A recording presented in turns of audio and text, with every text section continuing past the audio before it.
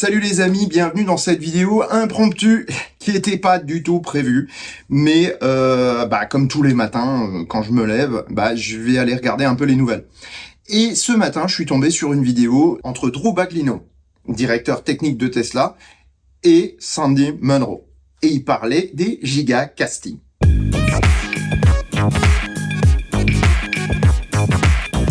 Dans cette discussion, Sandy posait la question, il y a des rumeurs qui disent que le modèle Y n'aura plus la plateforme structurelle, donc à savoir la batterie porteuse faisant office de plancher et le gigacasting avant, mais plus que le gigacasting arrière, comme ça a été le cas lors de la présentation du véhicule en 2019.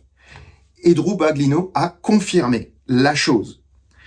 Ça, c'est très important, parce que cela va déboucher sur quelque chose de pratique pour les modèles Y qu'on a en Europe.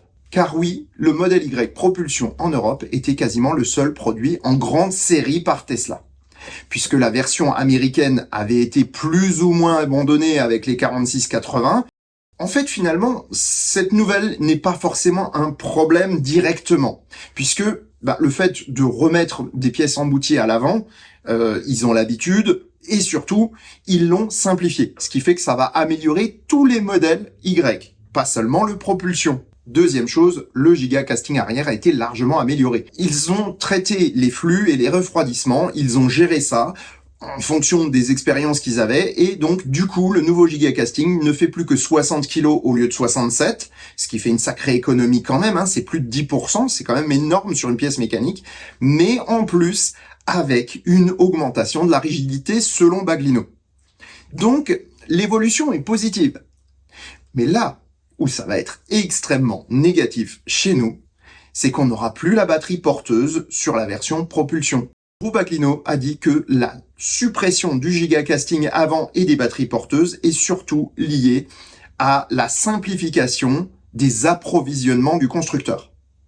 Et oui, parce qu'il y avait que 2 usines qui produisaient finalement les versions à batterie porteuse, l'une avec des 4680 et l'autre avec des BYD Blade. Du coup, est-ce que ça voudrait dire exit les BYD Blade? Et ça, ce serait une très très très mauvaise nouvelle pour les acheteurs de modèle Y propulsion.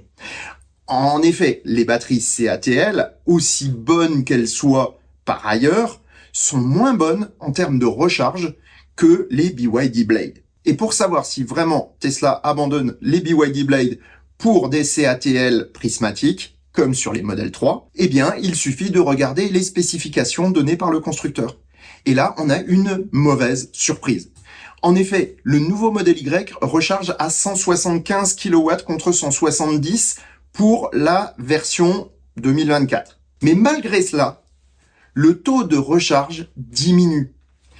On est à 238 km d'autonomie gagnée en 15 minutes au lieu de 241 km gagnés en 15 minutes pour l'ancienne version. Cela veut dire que le nouveau modèle Y recharge plus lentement et donc va avoir une recharge plus proche de ce qu'on va avoir sur un modèle 3 ou sur les modèles Y propulsion chinois, donc à batterie CATL. On n'a pas de certitude aujourd'hui, mais franchement, il y a pas mal d'indices qui laissent à penser que CATL va reprendre le marché européen en ce qui concerne les batteries, et ça, c'est plutôt pas une bonne nouvelle pour les clients des modèles Y Juniper.